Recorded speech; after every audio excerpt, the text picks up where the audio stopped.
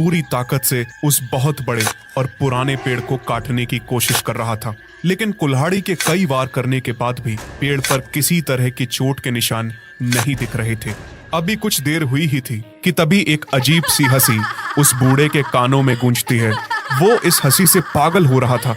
उसने अपने कानों को अपने हाथों से बंद कर लिया, लेकिन वो हंसी अभी भी उसके कानों के पर्दों को चीर रही थी। थोड़ी देर तड़पने के बाद वो बूढ़ा पेड़ से कुछ दूर पर जाकर गिर जाता है और तभी उस वादी में एक अजीब सी महक बिखर जाती है। यह रात रानी के फूलों की महक थी। वो बूढ़ा इस महक से परिचित था, जिसके बाद वो बहुत डर जाता है और खुद से कहता है, वो आ गई, आज फिर से कोई मरेगा। और ये कहते हुए वो बेहोश हो जाता है।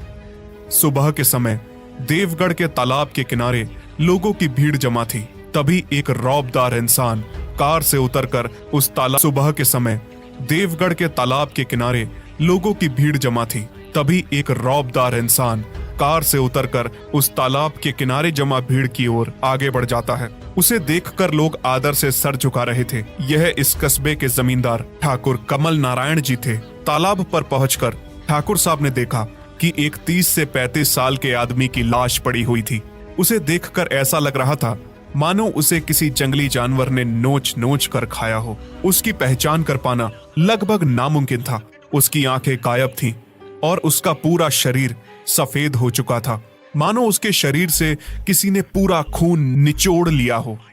गांव के सरपंच दीनानाथ ने ठाकुर कमल नारायण के पास जाकर कहा, ठाकुर साहब, हमारे गांव में ना जाने किसका श्राप लगा हुआ है। अगर इसी तरह से यहाँ लोगों की मौत होती रही तो एक दिन हमारा गांव वीराना हो जाएगा।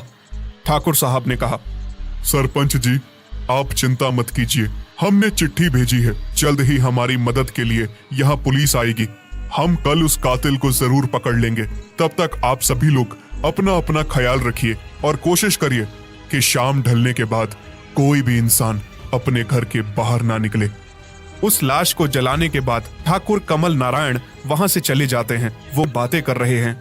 जोरावर चिंतित होकर संतू से कहता है, यार संतू, पिछले कुछ सालों में हमारे गांव में अजीबोगरीब घटनाएं बढ़ रही हैं। ठाकुर साहब के फार्म में काम करने वाले लोग किसी न किसी हादसे में मारे जा रहे हैं। संतू ने सिर हिलाते हुए कहा, हाँ यार, तुम्हारी बात सच है, लेकिन मुझे इन घटनाओं की वजह समझ नहीं आ रही है। जोरावर ने आवाज धीमी करते हुए कहा, कुछ लोग कहते हैं कि ठाकुर साहब की हवेली में कोई प्रेत आत्मा है, जिसे ठाकुर साहब के पिताजी ने गांव वालों की रक्षा के लिए कैद कर रखा है। मुझे तो लगता है हो ना हो वो प्रेत आत्मा कैद से बाहर आ चुकी है और वही लोगों को मार रहा है। संतू ने डरते हुए कहा, प्रेत? कैसी बहकी बहकी बातें कर रहे हो तुम? क्या तुम ठाकुर साहब को बदनाम करना चाहते हो? अगर ऐसा होता तो वो प्रेत ठाकुर साहब और उनकी बेटी को भला क्यों बख्शता? और तो और उनकी हवेली में काम करने वाला आज तक कोई क्यों नहीं मरा? ये सब बकवास बातें हैं। जोरावर संतू के कानों में फुसफुसाते हुए कहता है, मैं सदरा है। संतू ने कहा, पिछले 1 साल से ऐसी घटनाएं बढ़ती ही जा रही हैं। हो ना हो इन सब के पीछे किसी न किसी आदमी का हाथ है। मैं इन बातों का पता लगा कर रहूंगा। यह कहते हुए संतू वहां से चला जाता है। रात का सन्नाटा था। चांद की रोशनी से नहाया हुआ ठाकुर कमल नारायण का घर शांति और कोहरे से ढका हुआ था। ठाकुर कमल नारायण घर के बरामदे में बैठे हुए थे। ठाकुर कमल नारायण खुद से कहते हैं, आज रात मुझे कुछ अजीब सा महसूस हो रहा है। लगता है जैसे कोई मुझे देख रहा है। कितनी डरावनी है आज की रात। तभी अचानक पूरे घर में रात रानी के फूलों की महक फैलने लगती है। ठाकुर कमल नारायण हैरानी से, नहीं, आज नहीं, मैं आज किसी को नहीं मरने दूंगा।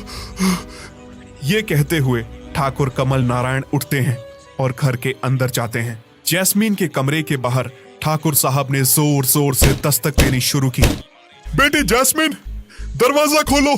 जैस्मीन, दरवाजा खोलो। मैं आज तुम्हें कहीं नहीं जाने दूंगा। ठाकुर कमल नारायण जैस्मिन के कमरे का दरवाजा तोड़कर कमरे के अंदर जाते हैं, लेकिन जैस्मिन का कमरा खाली था। ठाकुर कमल नारायण ने एक बार फिर से जोर से आवाज लगाई, जैस्मिन! सा दिखता है। वो हैरान होकर खुद से कहते हैं, ये क्या? उन्हें रात रानी का एक बहुत बड़ा फूल दिखाई देता है। वो कहते हैं, ये कैसे हो सकता है? रात रानी का इतना बड़ा फूल कैसे हो सकता है? वो उस फूल की ओर आगे बढ़ते हैं। फूल के पास पहुंचकर वो देखते हैं कि उसके अंदर जैस्मीन का चेहरा दिखाई देता है। जैस्मीन मुस्कुराते हुए कहती है, पिताजी, मैं यहाँ हूँ। उसके बाद जैस्मीन का चेहरा एक भयानक और डरावने रूप में बदल जाता है। जैस्मीन की आंखें किसी अंधेरी खाई की तरह काली हो चुकी थी। उसकी नाक से खून बह रहा था। उसके मुंह के अंदर लौट आते हैं और अपने पिता की तस्वीर से बातें करते हुए कहते हैं, पिताजी, ये कौन सा श्राप है जिसने हमारे पूरे वंश को निगल लिया है? पहले आप ना जाने अचानक कहाँ चले गए, फिर मेरा छोटा भाई भी इस दुनिया को छोड़कर चला गया। अब इस शैतान ने मेरी बेटी को भी अपने वश में कर लिया है। मैं कैसे अपनी बेटी को बचाऊं? मैं क्या करूं? यह कहते हुए वो तस्वीर के सामने रोने लगते हैं। बंगाल का पुलिस हेडक्वार्टर। इंस्पेक्टर अभय से पुलिस कमिश्नर वासु चटर्जी कहते हैं, देखो अभय, तुम मेरे सबसे फेवरेट कॉप हो। मैंने नोटिस किया है कि तुमने कई महीनों से नक्सलियों की कमर तोड़ने के जुनून में आराम तक नहीं किया है। मैं चाहता हूं कि तुम कुछ दिनों के लिए ब्रेक लेकर देवगढ़ जाओ। इंस्पेक्टर अभय ने कहा, देवगढ़? लेकिन क्यों सर? और मुझे आराम की कोई जरूरत नहीं है, मैं पूरी तरह फिट हूं। कमिश्नर चटर्जी ने कहा, देखो अभय, देवगढ़ टी स्टेट के ओनर ठाकुर कमल नारायण मेरे बहुत पुराने मित्र हैं। उनके बहुत एहसान है मुझ पर। वो इन दिनों परेशानी से गुजर रहे हैं। उन्होंने मुझे चिट्ठी भेजी है और बताया है कि उनके फार्म में पिछले कुछ दिनों से बहुत ही अजीब ढंग से लोगों की मौत हो रही है। उन्होंने यह भी बताया है कि इन मौतों का सिलसिला बढ़ता ही जा रहा है। इसलिए उन्होंने मुझसे कातिल का पता लगाने के लिए मदद मांगी है। इंस्पेक्टर अभय ने कमिश्नर की बात को रोकते हुए कहा, लेकिन सर, देवगढ़ तो यहां से बहुत दूर है और वहां तो कोई पुलिस चौकी भी नहीं है। कमिश्नर ने अपनी बात को आगे बढ़ाते हुए कहा, इसलिए मैं तुम्हें वहां कुछ दिनों के लिए ही भेज रहा हूं। तुम वहां ऑफिशियल तौर पर नहीं जा रहे हो। तुम वहां हो रही इन घटनाओं के पीछे के रहस्य का पता करके कातिल को पकड़ो। ये मुझे नहीं लगता कि ज्यादा कठिन काम है। मैंने तुम्हारे साथ जाने के लिए 3 सिपाहियों को भी कह दिया है और इस बहाने तुम्हें एक हिल स्टेशन का वेकेशन भी मिल जाएगा। अभय ने कुछ सोचकर कहा, ओके सर, तो मैं आज ही देवगढ़ के लिए निकलता हूँ। लेकिन आप आगे बढ़ रहा था। देवगढ़ की कच्ची सड़कों पर कार हिचकोले खाते हुई आगे बढ़ ही रही थी कि अचानक उसकी कार के आगे एक लड़की आ गई और उस लड़की को बचाने के चक्कर में गाड़ी रोड किनारे पर एक पत्थर से टकराकर बंद हो गई। अभय कार से बाहर निकला और लड़की की ओर दौड़ा। लड़की जमीन पर बेहोश पड़ी थी। अभय ने उसे उठाया और उसकी ओर ध्यान से देखा। लड़की बहुत खूबसूरत थी। उसकी आंखों में गजब की कशिश थी।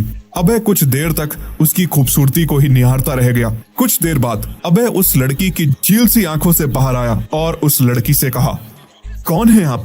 आपको चोट तो नहीं लगी? और आप इस वीराने में क्या कर रही हैं?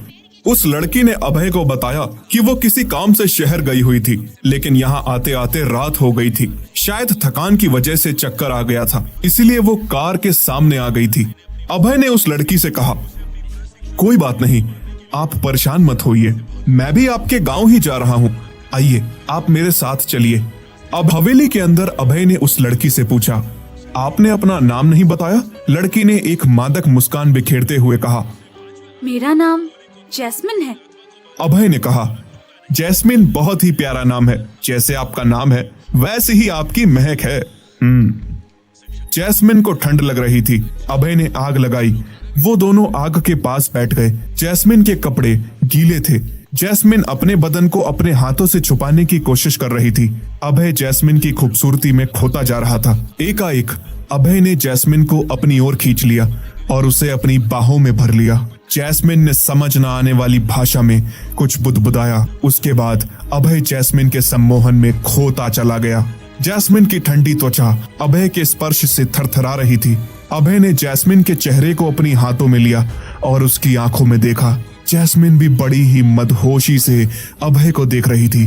अभय ने धीरे से जैस्मिन के हाथों पर चुंबन किया। जैस्मिन ने अपनी आंखें बंद कर ली और अभय के स्पर्श का आनंद लिया और उसके शरीर की गर्माहट में खो गई। अभय ने जैस्मिन के होठ दिया और उसका पूरा खून पी लिया। रात 3 बजे जैस्मिन दौड़ते हुए अपने घर में घुसती है। ठाकुर कमल नारायण की आंखों में नींद नहीं थी। वो जैस्मिन के इंतजार में बैठे हुए थे। कमल नारायण ने देखा जैस्मिन का चेहरा पूरी तरह से खून से सना हुआ था। उन्होंने जैस्मिन को आवाज देकर रोका, लेकिन जैस्मिन ने जैसे ही पलटकर उनकी ओर देखा, वो उसका भयानक रूप देखकर बहुत डर गए और कुछ बोल न सके। जैस्मिन ने अपने कमरे का दरवाजा बंद कर लिया। ठाकुर कमल नारायण जान चुके थे कि आज फिर जैस्मिन ने किसी को मार डाला है, लेकिन वो चाहकर भी ये सब किसी को बता नहीं सकते थे, क्योंकि वो अपनी बेटी को बचाना चाहते थे। उन्हें पता था कि उनकी बेटी जैस्मिन के शरीर में कई शैतान हैं। काफी प्रयास करने के बावजूद भी इस शैतान को उनकी बेटी से अलग नहीं किया जा सकता था।